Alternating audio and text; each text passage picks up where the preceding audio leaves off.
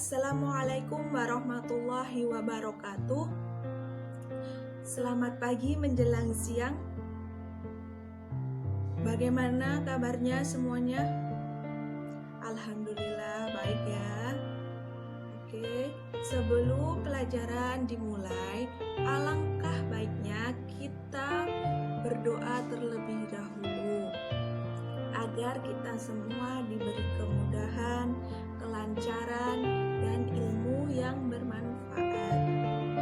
Untuk itu, Ibu akan memimpin berdoa ya terlebih dahulu. Oke, berdoa dimulai. Bismillahirrahmanirrahim. Raditu billahi robba wa bil islami dina wa bin muhammadin nabiyya wa rasulah. Rabbi zidni ilma warzuqni fahma. Amin ya rabbal alamin. Berdoa selesai. Ibu absen dulu ya. Ini semuanya pada hadir semua kan? Alhamdulillah semuanya berangkat semua ya. Oke, kita mulai pelajaran hari ini ya. Hari ini kita akan belajar tentang fikih ya. Ini bab yang kita pelajari hari ini yaitu mengenai kurban. Sebab sebentar lagi kita akan merayakan ibadah kurban. Tentunya di setiap hari raya Idul Adha. Pastinya di daerah kalian masing-masing pasti akan merayakan hari raya Idul Adha. Untuk itu kita akan belajar bersama-sama ya mengenai kurban. Di sini Ibu akan menyampaikan bahwa kurban itu bagi umat Islam, kurban adalah ibadah yang diperintahkan oleh Allah Subhanahu wa taala. Bahkan sejak Nabi Adam alaihissalam sudah ada syariat kurban. Hal ini dapat diketahui dari kisah Qabil dan Habil, dua putra Nabi Adam alaihissalam, di mana kurban salah satu dari mereka tidak diterima karena unsur ketidakikhlasan. Demikian juga dengan peristiwa Nabi Ibrahim alaihissalam dan putranya yang bernama Nabi Ismail alaihissalam. Keduanya merupakan hamba Allah Subhanahu wa taala yang taat dan pantas untuk diteladani. Karena keikhlasan dalam mengabdikan diri mereka kepada Allah Subhanahu wa taala melalui ibadah kurban. Jadi tujuan pembelajaran hari ini Ibu berharap agar kalian semua dapat mengetahui pengertian kurban dan bisa menerapkan bagaimana kurban dan tata cara kurban di daerah kalian masing-masing. Untuk itu ini semua adalah gambaran untuk kalian agar kalian itu paham betul mengenai kurban, bahkan sampai syarat-syaratnya, bahkan dasar hukumnya. Oke, pembahasan hari ini Ibu akan mulai ya. Untuk itu ada pencapaian materi yang harus kalian tempuh mengenai materi kurban ini. Yang pertama yaitu pengertian kurban. Dan yang kedua yaitu dasar hukum kurban. Yang ketiga yaitu ketentuan hewan kurban. Dan yang keempat yaitu waktu dan tempat penyembelihan hewan kurban. Dan yang kelima yaitu hikmah ibadah kurban. Di sini pencapaian materinya ada 5 hal yang harus kita pelajari hari ini. Untuk itu kita mulai bersama-sama ya pelajaran hari ini. Untuk yang pertama yaitu pengertian. Apa sih pengertian kurban? Di sini dilihat dari segi bahasa. Kurban yaitu qoriba, yaqrobu, kurbanan yang berarti dekat. Berarti di sini kurban itu hal yang mendekatkan diri kepada Allah Subhanahu wa taala. Kemudian dari segi syariat, kurban adalah menyembelih hewan ternak yang memenuhi syarat tertentu yang dilakukan pada hari raya Idul Adha dan hari Tasyrik semata-mata untuk beribadah dan mendekatkan diri kepada Allah Subhanahu wa taala. Itu semua pengertian kurban ya, baik dari segi bahasa maupun dari segi syariat.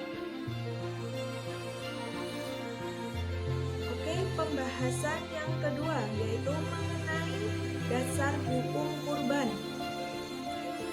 Di sini kurban hukumnya sunnah muakkad bagi orang Islam yang mampu. Di sini hukum kurban bisa menjadi wajib jika dalam bentuk kurban karena nazar atau janji. Kemudian menurut jumhur ulama Syafi'iyah, hukum kurban adalah sunnah muakkad bagi yang mampu dan memenuhi syarat. Dalam pandangan Islam, orang yang telah mampu tetapi tidak melaksanakan kurban maka dikategorikan orang yang tercela, bahkan sangat dibenci oleh Rasulullah SAW. Ini bisa terdapat pada surah Al-Kautsar ayat 1-3. Kemudian sebagian ulama berpendapat bahwa hukum kurban adalah wajib. Mereka menggunakan dasar hukum dari hadis Rasulullah SAW. Jadi bahwa untuk kita bisa mengingat bahwa hukum kurban yaitu sunnah muakkad.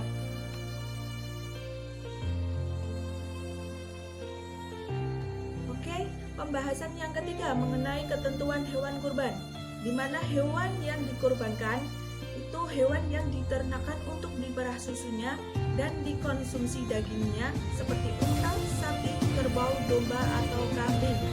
Itu bisa untuk dikurbankan, tetapi akan memenuhi beberapa syarat hewan kurban sebagai berikut. Yang pertama, tidak dalam kondisi cacat, di mana matanya tidak buta, sehat badannya, kakinya tidak pincang, dan badannya tidak kurus kering. Kemudian ada syarat yang kedua yaitu cukup umur, di mana hewan seperti unta harus berumur 5 tahun memasuki 6 tahun. Yang kedua, sapi dan kerbau berumur 2 tahun memasuki 3 tahun.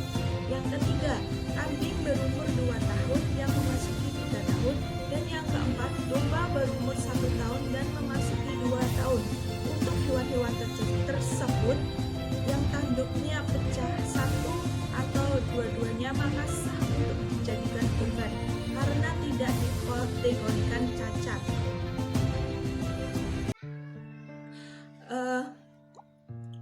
Apabila ada hewan yang lahir tanpa daun telinga atau telinganya hanya satu, maka tidak sah.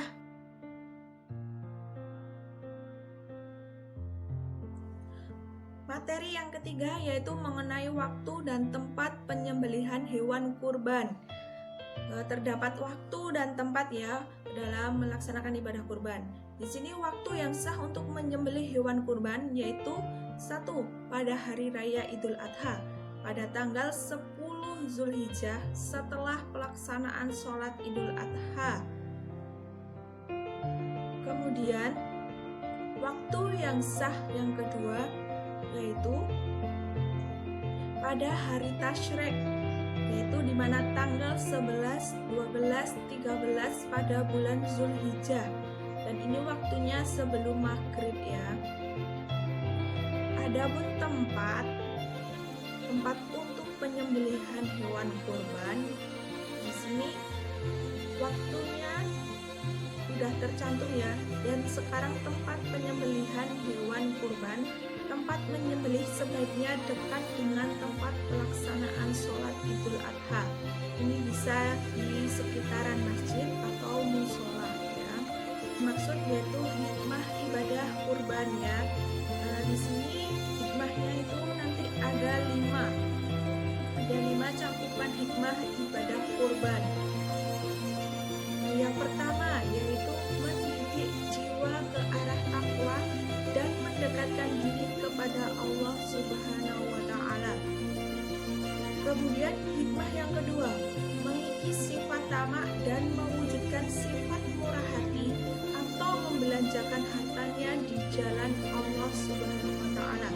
Yang ketiga, menjalinkan hubungan kasih sayang sesama muslim. Dan yang keempat, membangun persahabatan dan wujud kesetiakawanan sosial. Yang kelima, ikut meningkatkan gizi masyarakat.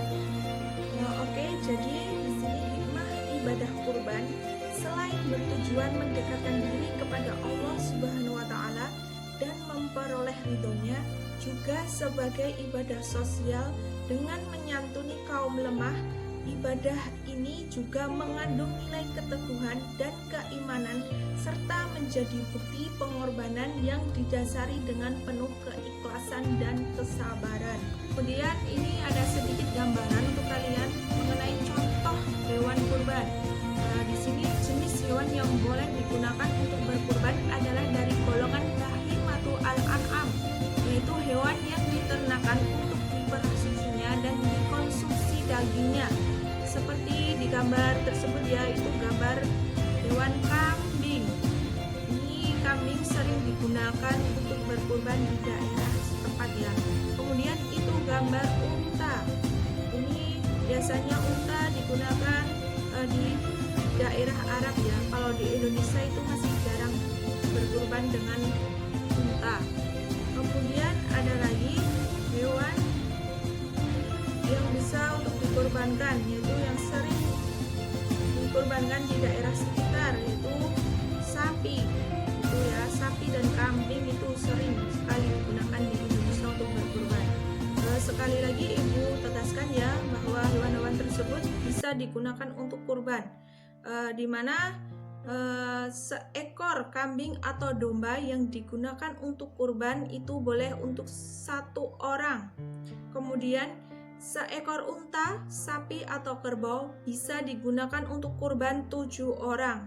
Sedangkan hewan yang paling utama untuk berkurban secara berurutan adalah unta, sapi atau kerbau, dan kambing atau domba. Oke, materi mengenai kurban sudah Ibu sampaikan ya. Untuk pertemuan minggu ke depan, yaitu kita akan mempelajari mengenai tata cara menyembelih hewan kurban. Untuk itu pertemuan besok Ibu akan menampilkan sebuah video pembelajaran mengenai tata cara tersebut ya, agar kalian paham. Untuk itu tugas kalian di rumah yaitu bercerita, membuat cerita mengenai ibadah kurban di daerah setempat kalian ya, di tempat kalian masing-masing. Kan sebentar lagi kita akan melaksanakan hari raya Idul Adha, di mana di hari raya Idul Adha itu ada ibadah kurban.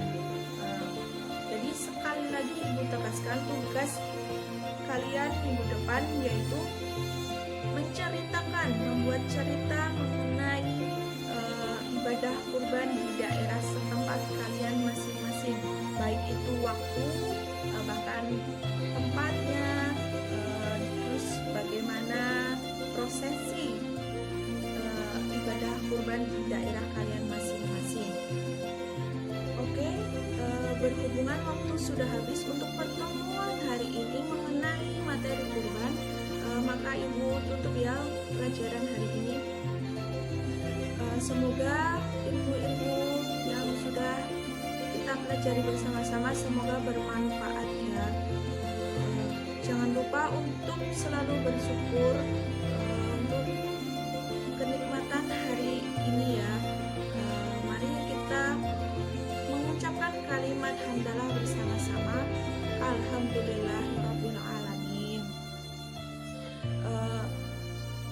cukup sekian penyampaian materi hari ini, dan apabila saya ada kesalahan dalam menyampaikan materi dan ada tutur kata yang salah, saya mohon maaf.